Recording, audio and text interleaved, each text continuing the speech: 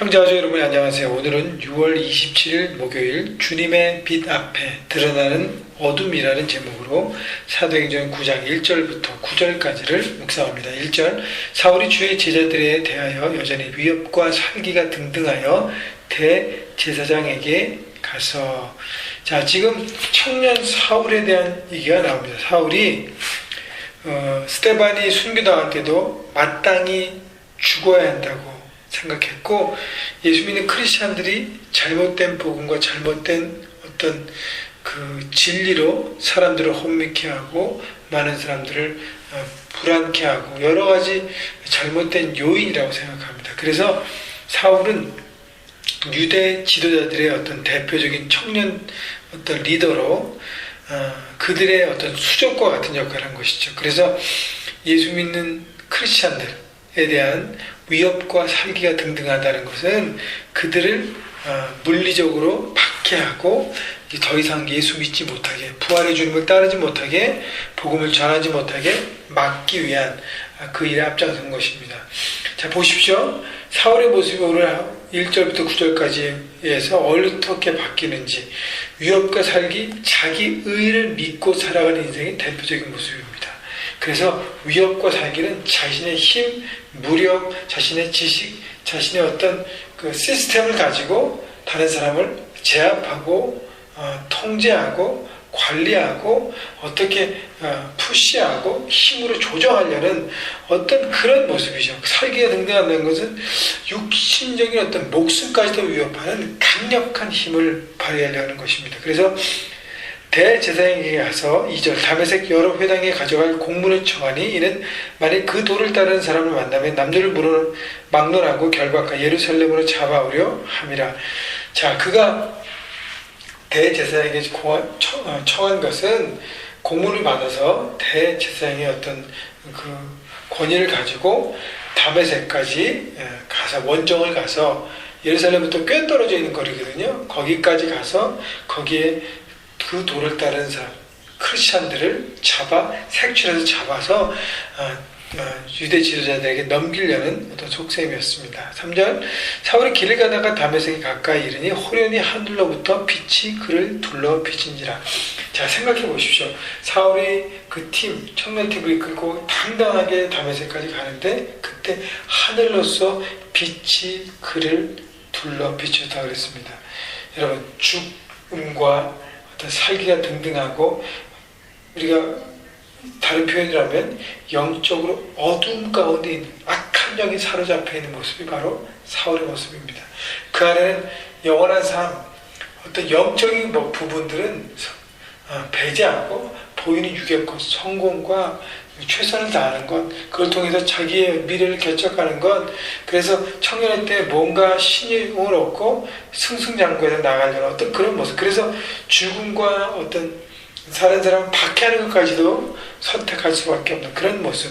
자 그런 모습으로 당당하게 가다가 그 당당하게 가는 사울에게 주님이 빛으로 그를 둘러 비칩니다.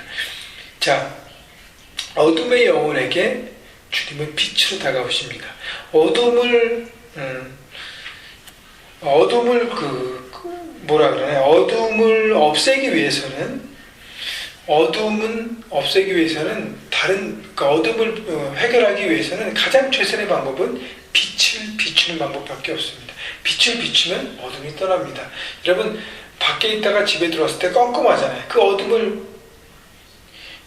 어둠을 해결하기 위해서 뭘 해야 합니까? 막 다른 어떤 것을 하는 방법이 있는 거 아니에요? 빛을 비치면, 라이트를 켜면 어둠은 떠나게 되어 있습니다. 마찬가지예요. 사울을 붙잡고 있던 악한 영의 모든 것들을 주님은 쫓아내길 원했어요. 그리고 사울과 1대1로 인격적인 만남을 갖기 원했습니다.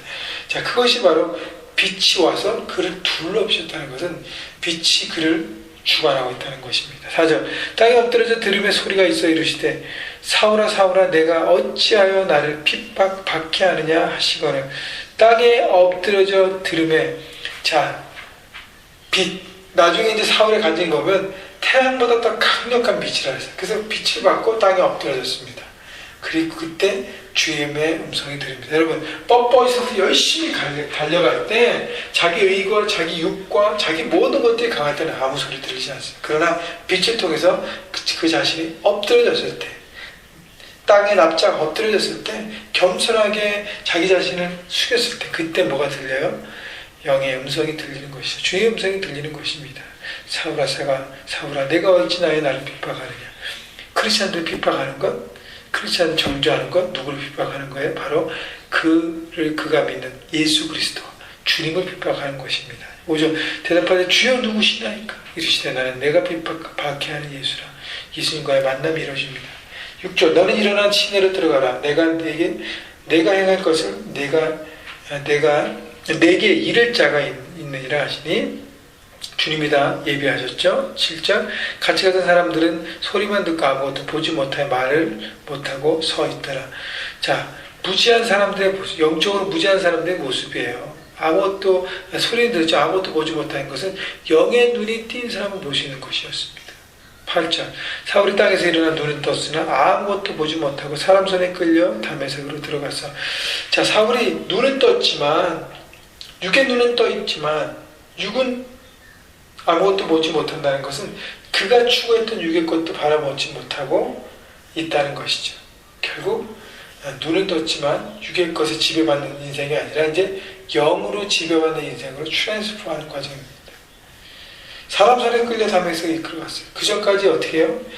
유업과 살기를 등에서 자기 힘만 믿고 다니는 인생이었는데 이제는 꼬꾸라져서 사람이 인도하지 않으면 아무것도 볼 수 없기 때문에 사람의 의지에서 사는 인생으로 바뀌었다는 것이죠.